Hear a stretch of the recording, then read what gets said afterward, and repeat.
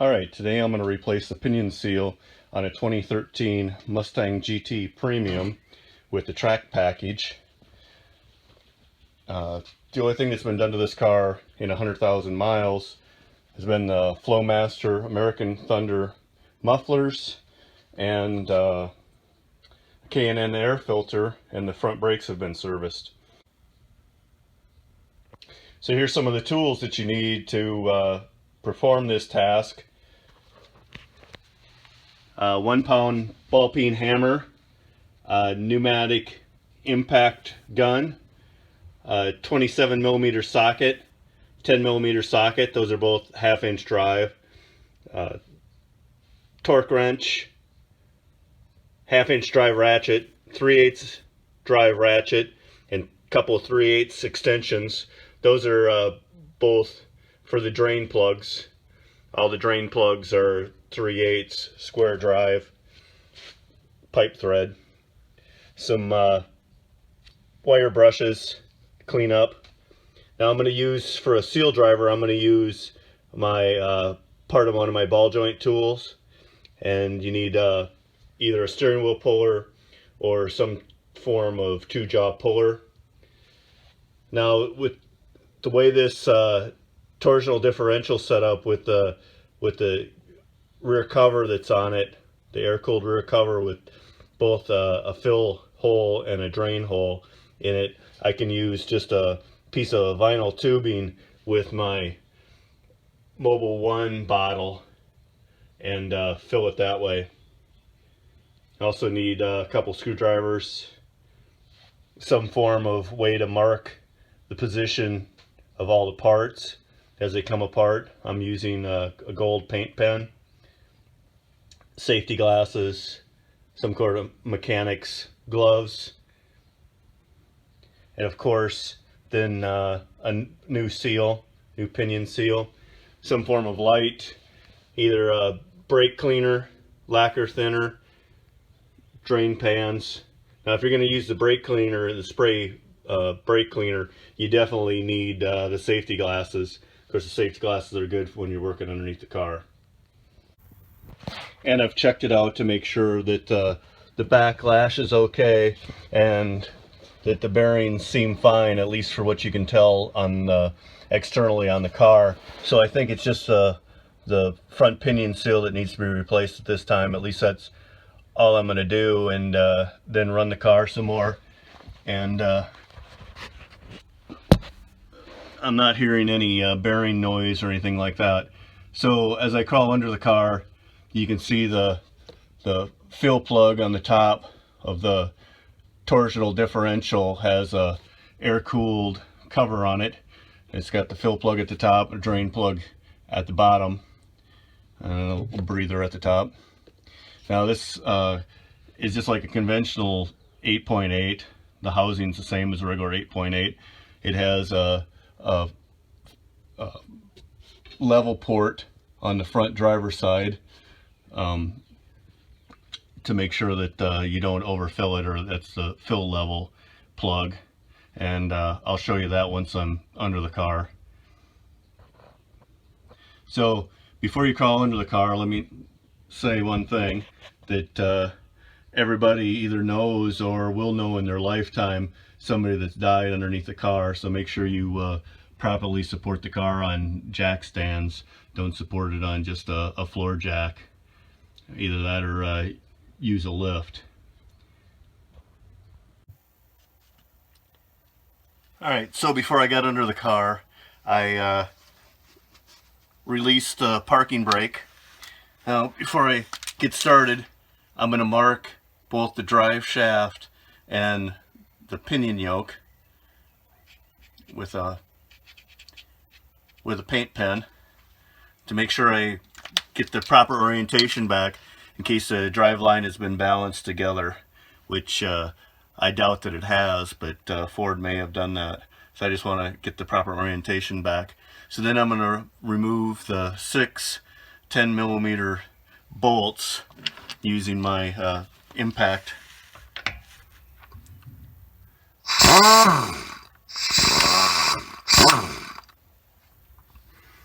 So I release the parking brake so that I can spin the drive shaft as I need to.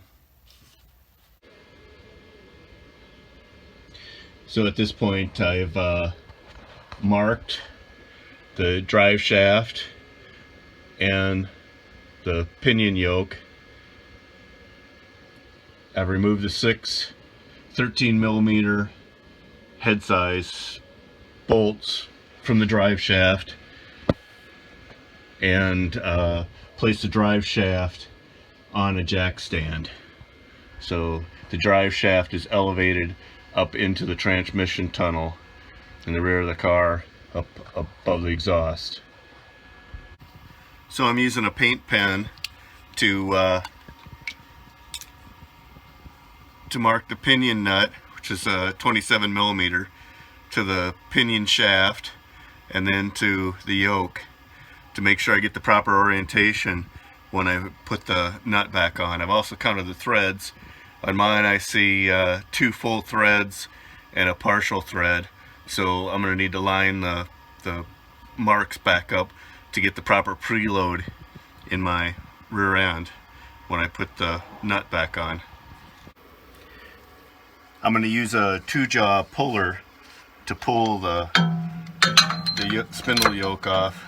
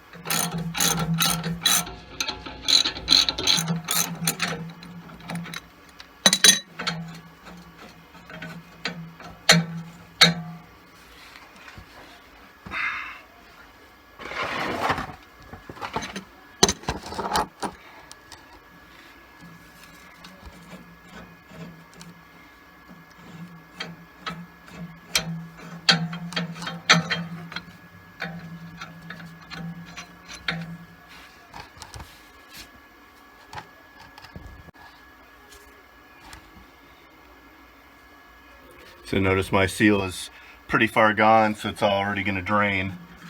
So have a catch pan ready.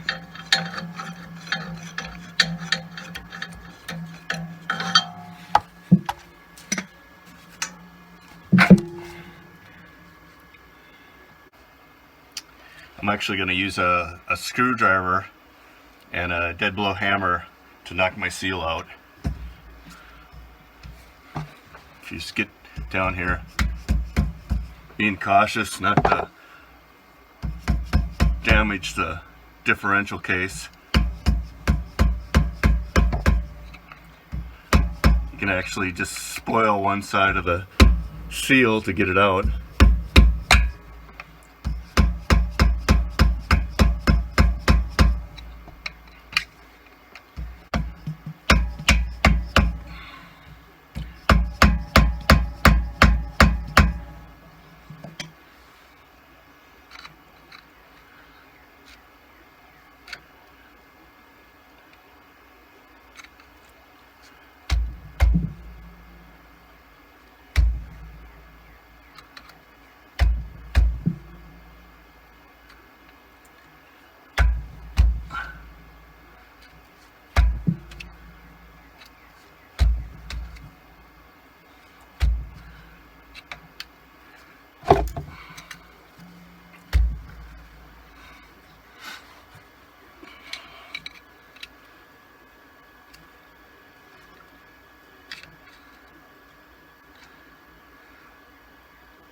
You just take your time and pry all around the seal.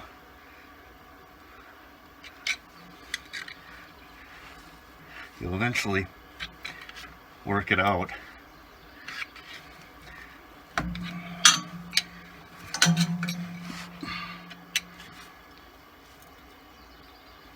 comes.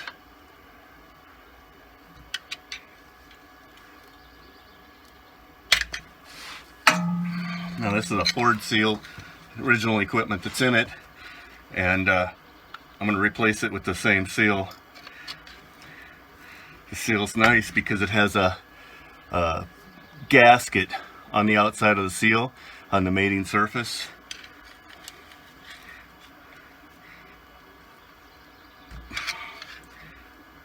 It's probably why this one's coming out so easy.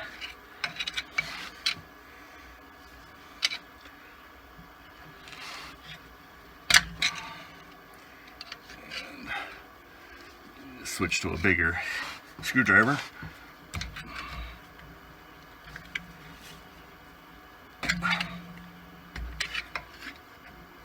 There she goes.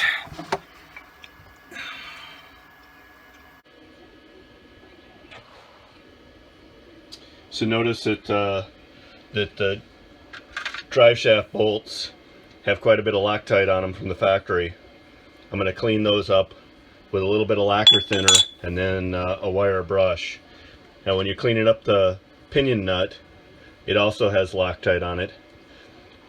Make sure you don't erase your paint mark, and when you're cleaning up the spindle, make sure that you don't erase your paint mark. Notice that it's got a little bit of Loctite on it also, so I'm going to clean up this mating surface, and then I'm going to take off the dust seal and clean it up.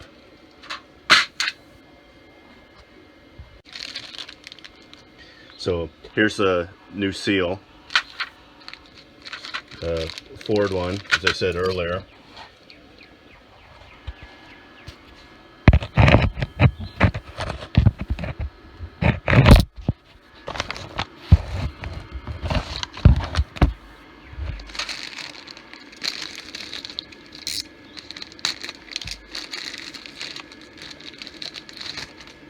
Has this little gasket on it right here on the outside that is an advantage to some of the other oil seals. Now this one goes for about $15 at the Ford dealer, but it comes pre-packed with grease and then that oil seal, where some of the other ones like SKF and National don't have that seal. Okay, before I get back under the car, I packed the inside of this seal with grease. It's supposed to help retain the spring that's in here. So if you don't have the proper tool to put the seal back in, you're going to pack it with grease to retain that spring. So the seal won't seal effectively without the spring, and the spring could pop out during installation if you don't pack it with grease. Alright, back under the car, I'm going to wipe it, the inside surface, sealing surface, with lacquer thinner one more time.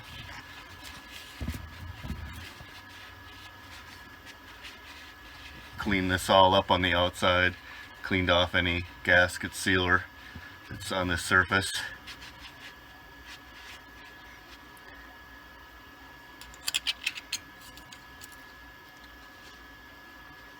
So the seal's ready to go in.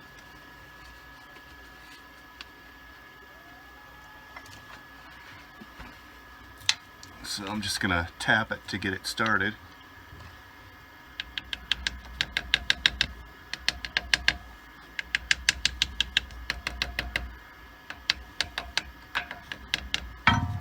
And then I've got a ball joint tool that I'm going to use it to drive it home.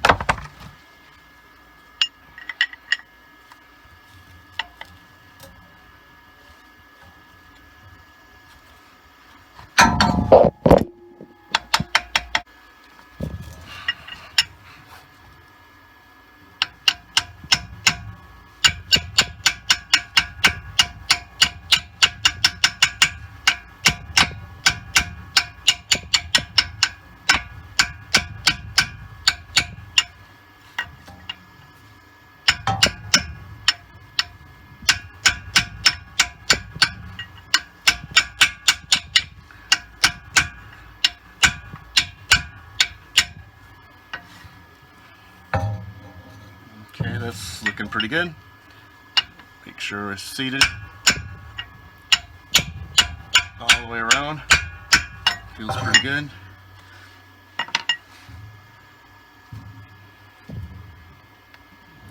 Looks pretty good.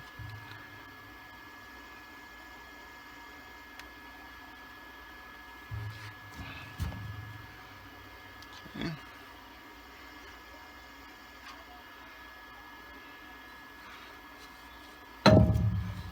Yoke. Try to line my splines up with my 2 marks.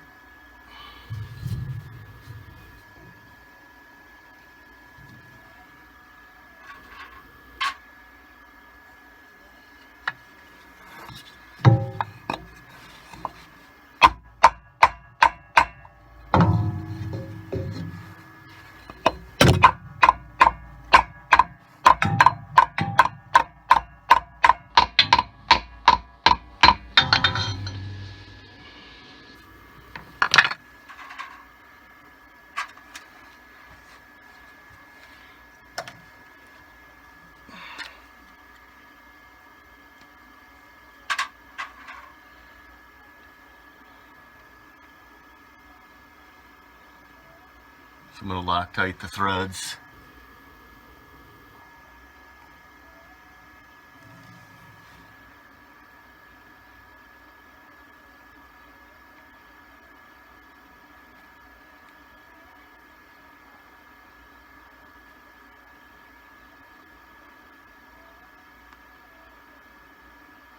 And notice that this mating surface to the pinion also had Loctite on it from the factory.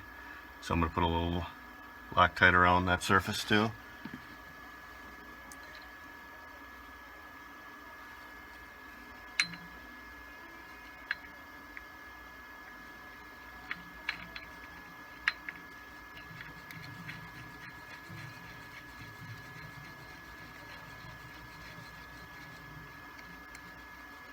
So remember, when we're putting this back on, we want to go back to 2 threads showing and then line up our marks. That'll give us the crush depth to get our lash properly set. So I'm going to turn down the force on my impact.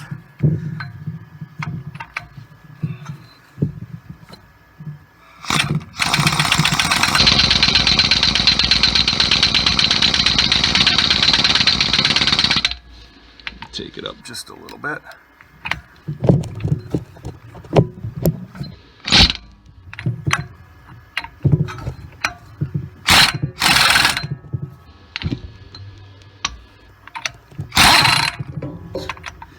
Check it.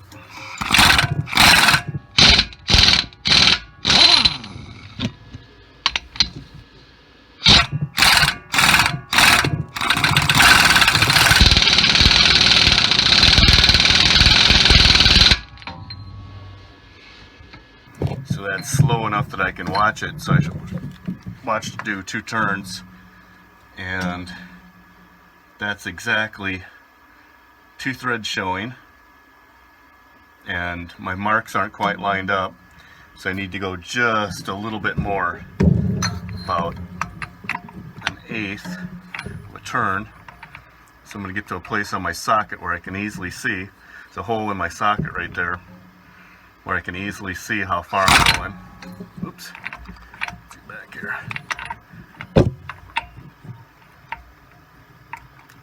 can watch it go 1/8 of a turn.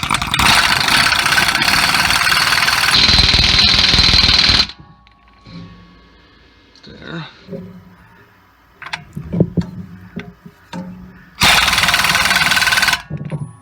Right there. There we go. The 3 marks are lined up. Check the backlash to make sure I haven't messed it up. It's about what it was before. So I'm happy with that.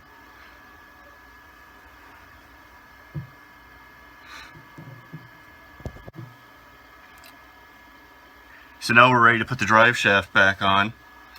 I'm gonna have to move my light and my camera to drop the drive shaft back down. Remember, I put it up on a jack stand, so it's up above. You can see it up above here.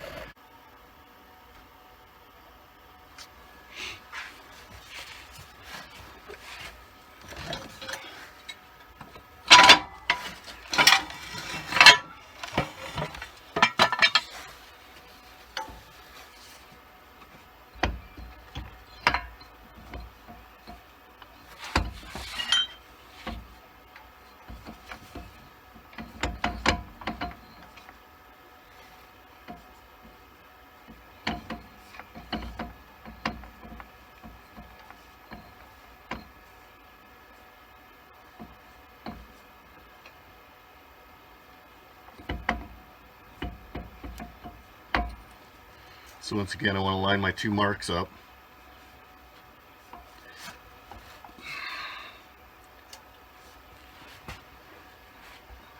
And these bolts also will require Loctite.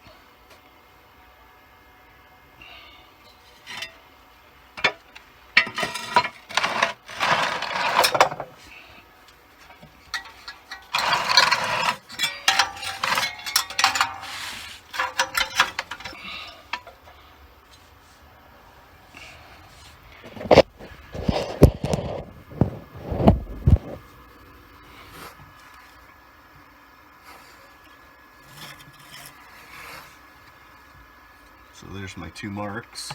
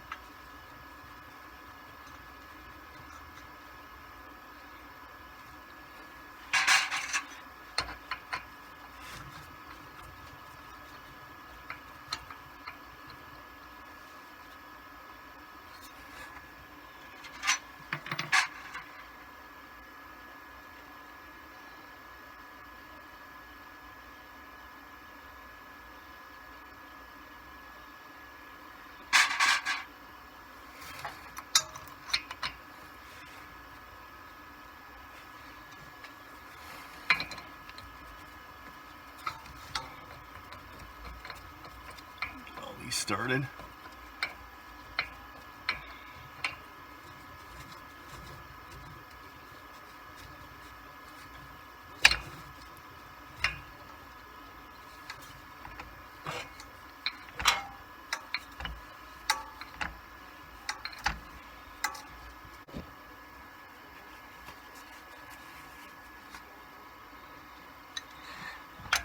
So finish snugging these up.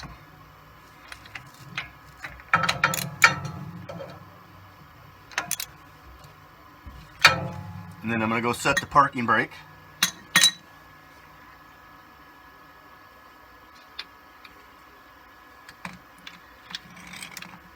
And these are torqued to 41 foot-pounds.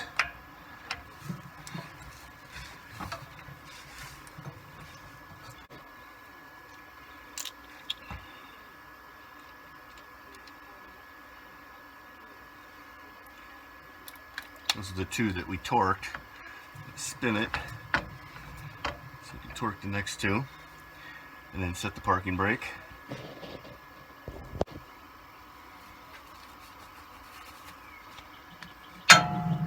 And we'll torque the last two.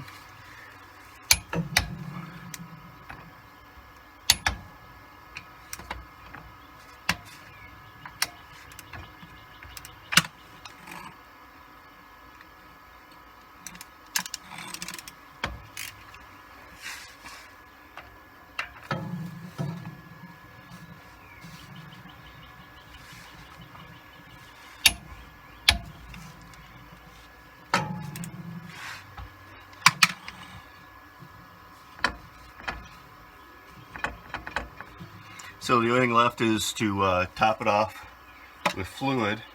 Now this is a 13 GT with a track package with an 8.8.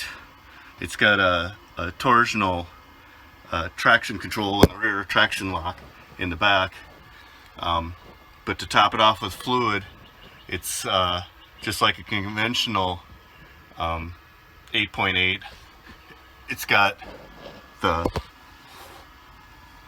fill port, or the level port, on the side.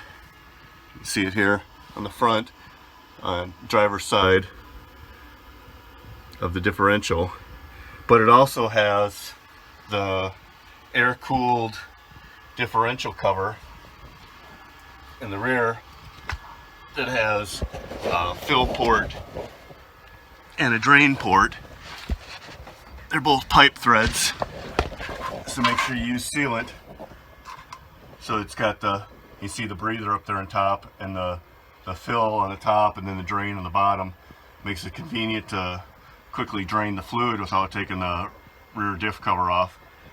But that plug that's on the front, on the driver's side, the left side on the front, is the fill line, which will take it up to about here, up to about where the axles are. You don't want to fill it all the way up to the top one here. That'll overfill it.